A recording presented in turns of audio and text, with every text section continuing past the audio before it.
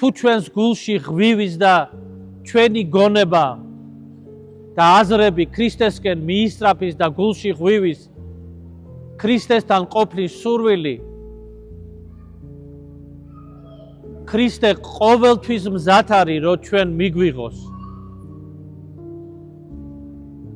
მზად არის ჩვენი უძლურებისა და სისუსტეების მიუხედავად და მასთან ერთად ჩვენ ფეხზე დავდგებით გავძლიერდებით ხნე გავხდებით და მოწყალე ღმერთი ცხოვრების ღირსადაც გაგხვდის ეს უნდა გვახსოვდეს ძვირფასო ძმანო და დანო და ყოველთვის გულში